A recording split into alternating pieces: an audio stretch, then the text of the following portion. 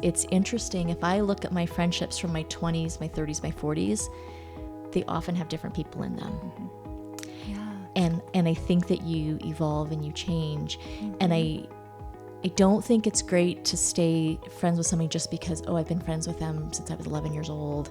Welcome to the 3 Women On podcast, your go-to for real talk on women's health, careers, family, and everything in between.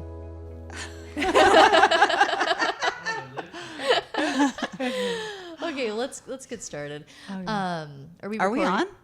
Yeah, I think. I think he's just trying to catch, there might be a good snippet somewhere. Oh my goodness! You okay, guys, right? Yeah. And now the pressure. No pressure. It's no pressure. This is good. This is no pressure. So, ladies, I'm so excited. I know. Welcome. Right? Yeah. This is a fun. dream come true. Oh my gosh. So we met at different places. We were just talking about this before we started the show. Janae, you and I met as colleagues at a startup. Yep. And only a few years ago. Yeah, which is crazy. It seems like a lot longer. We were talking about this the other day, that it feels like it's been a lot longer. Yeah, and honestly, I think I don't know what life is like. I don't remember what life is like without Gina. So yeah. That's awesome. It is awesome. I feel like the same. And we met, it was actually during the pandemic. So we didn't meet each other in person. We met each other first really quickly, but then after that, it was a while. And so I think we just made it a point to really get to know each other through Zoom and video messaging to build that connection. That's interesting. But sometimes doing that, you make that connection because you're using more words and really you're not holding back as much when... True. Yeah. And I think the facial expressions, right? Yeah. You have to see those social cues. Yeah. I think that's so important. And then Monica and I, never underestimate the power of the Chamber of Commerce. We met at our local Chamber of Commerce at a luncheon when you had just relocated to Idaho. Yep. That was in 2009. Oh my gosh. Oh, that's been a while. That's been a couple years or so, right? What a great relationship, timeline. Yeah. And it's been fun to see it blossom in different ways. That's why I'm so excited about what we're doing together as a team, but about this particular podcast, which you're going to get into here in a minute. Yeah, so we're going to be talking about all things female, right? So that could be family, it can be career, it can be professional, health. I mean, we're kind of in similar stages of life. We're all talking in the crazy perimenopause stuff. That's crazy. Yeah. We 2 of us still have kids at home. 2 of us have parents that we're really helping out. Parenting. Sometimes, yeah. My mom's probably listening to this, so I don't know if I want to say that out loud. Hi, Mom. But I'm curious on female relationships. There's really kind of nothing like it. I mean, we're married, you have a partner, and a lot of times we'll say our partner is our best friend, and I truly believe that. Yeah. Yep. But female relationships are a little different. Mm-hmm. They provide something unique that, your partner relationship may not always fill. Mm-hmm. And especially if, it's female connection. I think females really are emotion driven.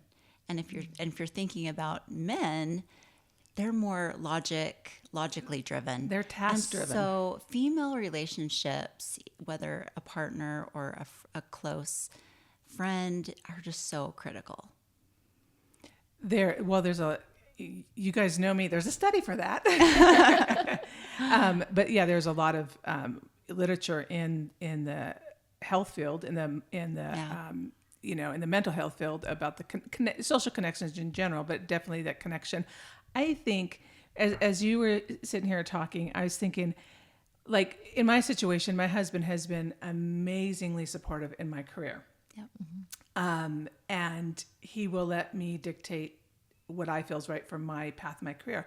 But I think, especially for me in our dynamic relationship, I think female relationships also allow you to get a different bird's eye view of potential of yourself, meaning they help you. You both have helped me see different potential in myself that I probably profound. would never have seen because I was maybe had a excuse me, a tunnel vision view of what I was good at or not good at, what my career should be or whatever, my career path. And by meeting you and I just feel like you're sisters at this point. Like we've got this synergy, right? That you have given me a different potential, a different dynamic to look at. So I think it's critical in that viewpoint as well. Isn't that so profound? Just you do what you see. That is exactly what you just like. And I feel like in a professional capacity, that's like a mentor. You know, having a strong female mentor where you can see what they have done, that gives you the strength. It increases your strength, your confidence that you can do that too. So I love that. Well, I think it's so interesting that women come in your life, and actually all people come in your life at different times when you need them the most, and maybe didn't even realize you needed them. Yeah. You know, I saw this meme the other day, and it was this guy, and I shouldn't even say it was a meme, it was like a reel. And some guy was like, so ladies, is this true that all of you guys have a text message with 3 other friends that's your inner circle and it's named some random name? Yeah. It is. Yeah. Now, I'm in a different text thread with you 2 girls, but I've got another group of girls that are like, they're so widely different. Yeah. We're not anywhere in the same industry. One's retired. It's so different. And we have this cheesy name, and oh my gosh, these girls are going to be really upset, but this cheesy name called Buffalo Barbies. Because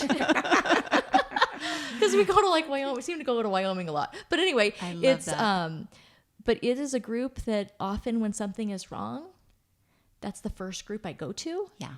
Because they have such different backgrounds and different Yeah. opinions on things. They can sometimes set me straight or give me a different way to look at something. Mm-hmm. Yeah. And that, like you said, I think you called it the inner circle. Like, I think we all have the capacity to have a few, you know, maybe 5 really close friends that you trust, that you can confide in, that you appreciate their viewpoints. And I think that's really important for females to have that. I think it provides some additional comfort and security other than what your spouse is providing you. I think it's critical to a female's growth to have that inner circle of people that you can implicitly trust. For your authentic self. Yes. That's the key, I think. Yes. So Definitely. It's like that bullseye, right? You have that inner circle. And I think it's important to have them from different walks of life because it helps you have a different viewpoint. But if they respect you and trust, and you can trust them for your authentic self. I mean, you can show up looking like, you know, dog meat after, you know, no makeup and they're not going to judge you for what you look like or words you say or whatever. It's that. And I think we talked about this before we went live. It's a difference between women are innately more emotional, more nurturing, more emotional. That's just innate nature. Yep. Where men are more task-driven and they want to fix everything. Sometimes we don't want to be fixed, right? How many times? I mean, okay, note to any male listeners. First thing to ask someone, are you looking for a way to resolve this or you just need me to listen? Yeah. Right? Because I think women do a really good job of just listening.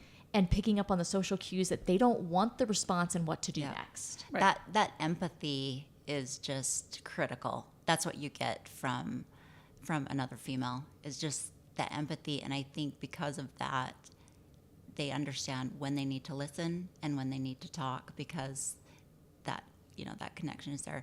I want to go back to you when you were talking about your authentic self.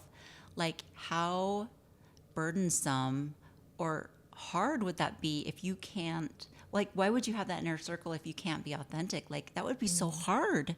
Like, doing this is not my jam, but I can openly talk with my friends and you guys to say this is uncomfortable for me. I love talking with you, and I would talk with you guys like all day, every day. But in this scenario where we're filming and we're talking, that's not typically me, but I can openly express that this, you know, this bothers me and I need your support in this, and you guys actively listen and help me through that. So I think just being, I really like when you were talking about being your authentic self to that core group of friends. That's your safe zone. Think about your inner Yes. core as your safe zone. Yeah. So you don't, at least me personally, I wouldn't want to hang out with people that I don't feel safe. I mean, the brain, the human body, the human spirit, we're all about survival, right? Yeah. So it's all about feeling safe. So I wouldn't want to be in authentic relationships where I don't feel that safeness, Yeah. where I can be myself. Agreed. So question then, how has your relationships changed with females from say maybe when you were 20 Oh, to how good where you are question. now good question. in your yeah. 30s, 40s, 50s? 60. Oh, well, whoops. That's a great It is a question. good question. I think we become more vintage with age, and Yeah. you get more comfortable in your skin and your strength, your weaknesses, your flaws, and at least for me, I'm not afraid to show my flaw. I'm pretty open. I mean, and I think in your 20s and maybe even 30s, you're still trying to figure out, is it okay to show my flaws? Are Yeah. people going to still Yeah. accept me? And especially if you're building a career, right? At least in my career, Right. if you're building a career, I think the myth is sometimes we have to think we're perfect, right? Yep. And we don't get it wrong. That there's the phase FOMO, fear of missing out. Mm-hmm. It's really what we have to, I think, look at is FOMO, fear of messing up. Mm-hmm. And I think so many people these days are fearful of messing up. I think when you get vintage, you're kind of like, yeah, I've messed up. Well, and I think it's also interesting, at least when like you're in your career and you're in your 30s and you're working and you're juggling all these things with work and family, and maybe you have female colleagues who maybe you think are your friends, Yeah. or because you certainly spend a lot of time with them. And they probably are at some level. Sure. Maybe out in the circles, right? out in But, the inner yeah. circles. But I think that when you're younger, you're almost a little bit more, women unfortunately can be a little bit competitive with themselves. Absolutely. Yeah. And- Not and as that's much sad. confidence, right? I mean, it's like Monica said, I think you grow and you get more confident, you get more comfortable in your skin. And I feel like you can appreciate the things that a really good female relationship can bring into your life. I think you start recognizing that a little bit more. That's a great point. Back to your point, I think you don't, as you get older and you've seen your mistakes, you've seen your accolades too. You have a bird's eye view a little bit more, but I think you don't feel that need to be competitive anymore, Yeah. and so you can kind of decompress, relax, and become that authentic person in that small realm. Yeah. So how do we help younger people? Like that is to let them have this feeling that we have at this older point in our older stage in our lives. And females in their 20s, how can they benefit from this in their work, in their personal lives? Like, I don't know. But Does does it's that hard. does that get into like our generation then mentoring and helping Maybe. and I was reaching a hand and saying like, here, Yeah. Absolutely. I was just talking to a patient about this.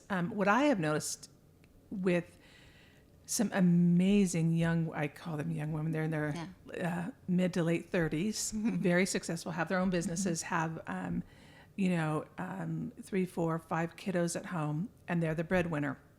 And that's essentially been my role in my life over my 33-year career, right? And so I understand their level of responsibility, being the Yeah. financial one of the kids at Yep. home, everything like that. And what's interesting is they've been confiding, and they tell me a Yeah. lot, and they have said how they're getting looked at as being less than because they're basically the breadwinner. They should be at home with their kids. They should, But I'm hoping that they're starting to recognize at a younger age of how to create more of a balance and not be so hard on themselves with the responsibility of feeling the responsibility for everything. It's okay to have your spouse, your significant other, helping at home with dinner with the kids or Yeah. getting groceries. It's okay to take a week off and have some downtime because you need to Yep. decompress. So I've been telling them, don't do what I did in my younger years, but how can we be role models? I think that's a great. Yeah. Back to the we do what we see.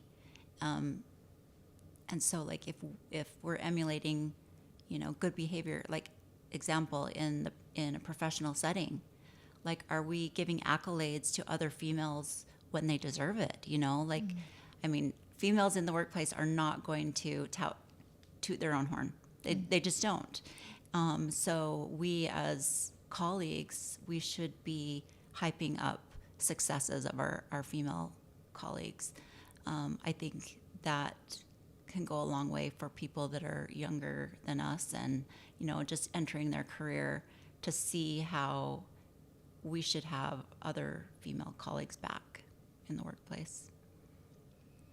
And be a safe place for them to have a come apart. And we've all been there, right? Yeah. Come on, we've all been We there. absolutely Yeah. have.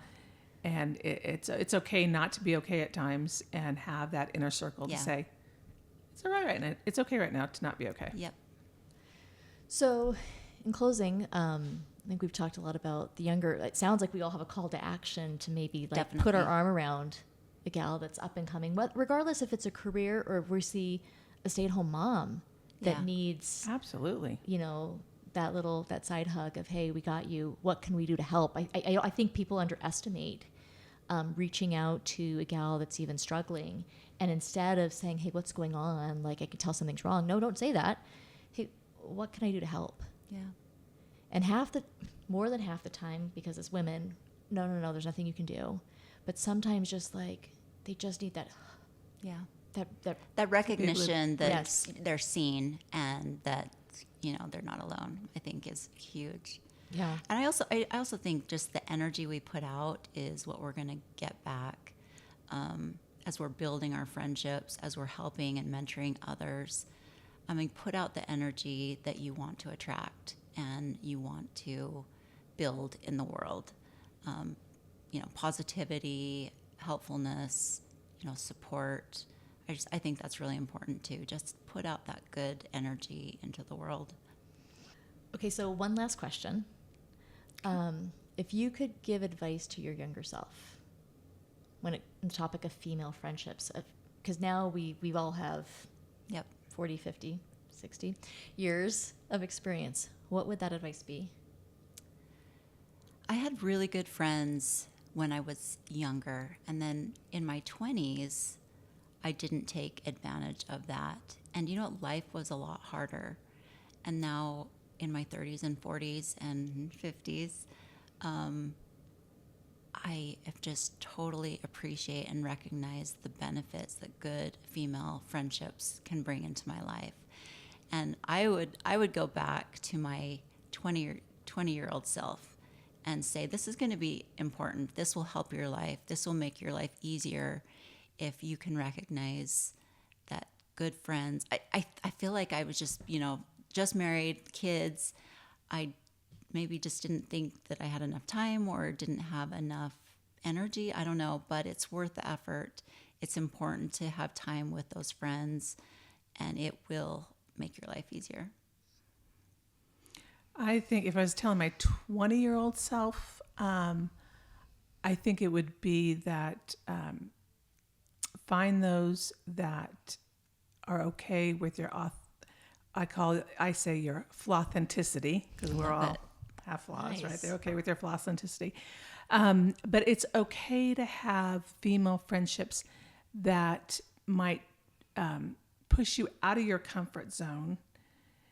They don't have to agree with everything you or be in your particular field of career or work, but it's okay to have that dynamic of people from different walks of life, because they might give you a different view of yourself that you never had.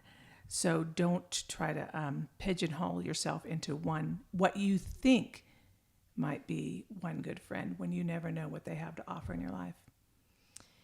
I think for me, it would be kind of along those same lines. It's interesting if I look at my friendships from my 20s, my 30s, my 40s, they often have different people in them. Mm-hmm. Yeah. And I think that you evolve and you change. And I don't think it's great to stay friends with somebody just because, oh, I've been friends with them since I was 11 years old. If you don't really jive anymore, It's exhausting. and I was going to say, I mean, for sake of sounding negative, like sometimes there's people that really drain your energy. They're toxic. That is not really, I think the older you get, the less you want that. Yeah, and it's okay to and not it's have okay that. to not want that. But I think I would tell my 20-year-old self, be very open, because people show up in your life when you least expect them, but when really you good. need them the most. And to trust the big man's guidance upstairs of when they come in. That's a beautiful way to end this. Yeah, that's So perfect. until next time.